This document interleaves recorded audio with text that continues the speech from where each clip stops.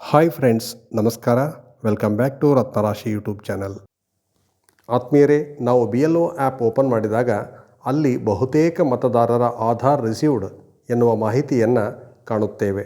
ಆದರೆ ಇನ್ನೂ ಆಧಾರ್ ರಿಸೀವ್ಡ್ ಆಗದೇ ಇರುವಂಥ ಕೆಲವು ಮತದಾರರು ಉಳಿದಿದ್ದು ಫಿಲ್ಟರ್ ಆಪ್ಷನ್ನಲ್ಲಿ ಇನ್ನೂ ನಮ್ಮ ಪಾರ್ಟಲ್ಲಿ ಎಷ್ಟು ಮತದಾರರ ಆಧಾರ್ ರಿಸೀವ್ಡ್ ಆಗಿಲ್ಲ ಎನ್ನುವುದನ್ನು ನಾವು ತಿಳಿಯಬಹುದು.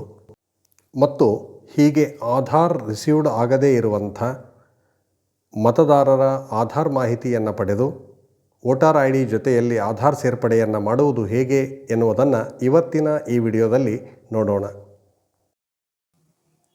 ಸ್ನೇಹಿತರೆ, BLO ಆ್ಯಪ್ನ ಹೋಮ್ ಪೇಜಲ್ಲಿ ಜೆಂಡರ್ ಸ್ಟ್ಯಾಟಿಸ್ಟಿಕ್ಸ್ ಐಕಾನ್ ಮೇಲೆ ಕ್ಲಿಕ್ ಮಾಡಿ.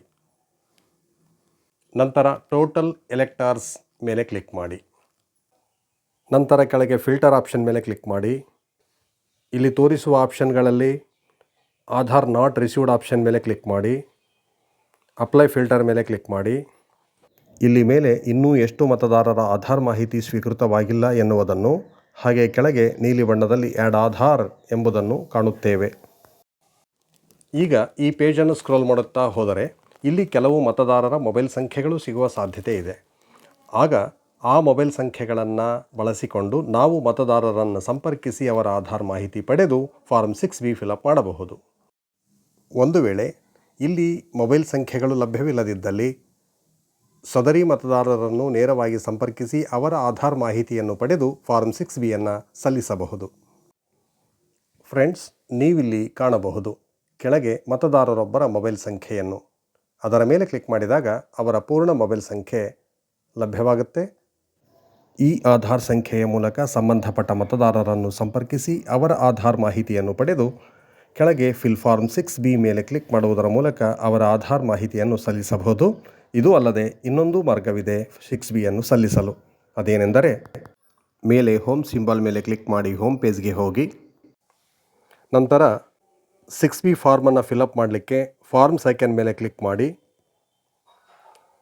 ಫಾರ್ಮ್ 6Bಯನ್ನು ಸೆಲೆಕ್ಟ್ ಮಾಡಿ.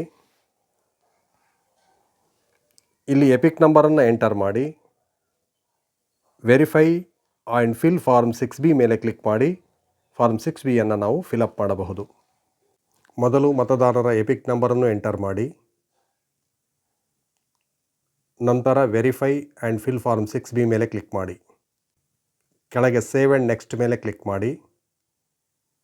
ಪುನಃ ಸೇವ್ ಆ್ಯಂಡ್ ನೆಕ್ಸ್ಟ್ ಮೇಲೆ ಕ್ಲಿಕ್ ಮಾಡಿ. ಈಗ ಆಧಾರ್ ನಂಬರ್ ಆಪ್ಷನ್ ಸೆಲೆಕ್ಟ್ ಮಾಡಿ.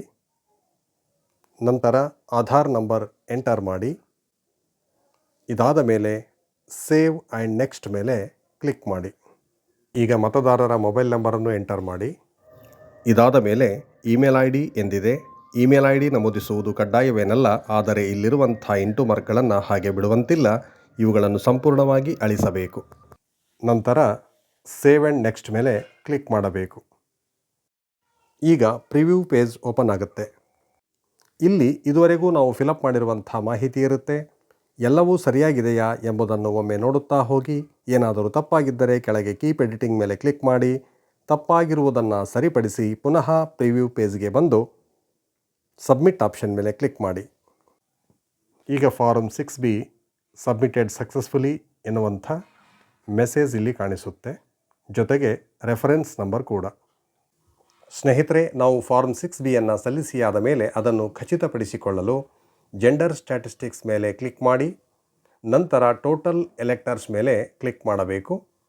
ಇದಾದ ಮೇಲೆ ಸರ್ಚ್ ಬಾರಲ್ಲಿ ಯಾವ ಮತದಾರರ 6B ಫಾರ್ಮನ್ನು ಸಲ್ಲಿಸಿದ್ದೇವೆಯೋ ಅವರ ಹೆಸರನ್ನು ಮೆನ್ಷನ್ ಮಾಡಿದಾಗ ಕೆಳಗೆ ಆಧಾರ್ ರಿಸೀವ್ಡ್ ಎನ್ನುವುದು ಕಾಣಿಸುತ್ತೆ. ಈ ಮೂಲಕ ನಾವು ಆಧಾರ್ ಸ್ವೀಕೃತವಾಗಿರುವ ಮಾಹಿತಿಯನ್ನು ಖಚಿತಪಡಿಸಿಕೊಳ್ಳಬಹುದು. ಮಿತ್ರರೇ, ಈ ರೀತಿಯಾಗಿ BLO ಆ್ಯಪ್ನ ಜೆಂಡರ್ ಸ್ಟ್ಯಾಟಿಸ್ಟಿಕ್ಸ್ ಐಕಾನ್ ಮೇಲೆ ಕ್ಲಿಕ್ ಮಾಡಿ ಅನಂತರ ಟೋಟಲ್ ಎಲೆಕ್ಟರ್ಸ್ ಮೇಲೆ ಕ್ಲಿಕ್ ಮಾಡಿದಾಗ ಕೆಳಗೆ ಕಾಣಿಸುವ ಫಿಲ್ಟರ್ ಆಪ್ಷನನ್ನು ಬಳಸಿಕೊಂಡು ಆಧಾರ್ ನಾಟ್ ರಿಸೀವ್ಡ್ ಎನ್ನುವುದನ್ನು ಸೆಲೆಕ್ಟ್ ಮಾಡಿ ಅಪ್ಲೈ ಫಿಲ್ಟರ್ ಮೇಲೆ ಕ್ಲಿಕ್ ಮಾಡಿದಾಗ ನಮ್ಮ ಭಾಗ ಸಂಖ್ಯೆಯಲ್ಲಿ ಇನ್ನೂ ಎಷ್ಟು ಮತದಾರರ ಆಧಾರ್ ಸ್ವೀಕೃತವಾಗಿಲ್ಲ ಎನ್ನುವ ಮಾಹಿತಿ ದೊರಕುತ್ತೆ. ನಂತರ ಅವರ ಆಧಾರ್ ನಂಬರನ್ನು ಪಡೆದು ಹೀಗೆ ಫಾರ್ಮ್ 6Bಯನ್ನು ಸುಲಭವಾಗಿ ಸಲ್ಲಿಸಬಹುದು ಎಂಬುದು ತಿಳಿಯಿತಲ್ಲವೇ? ಇಂತಹ ಇನ್ನಷ್ಟು ಉಪಯುಕ್ತ ವಿಡಿಯೋಗಳಿಗಾಗಿ keep watching Ratnarashi YouTube channel. Thank you.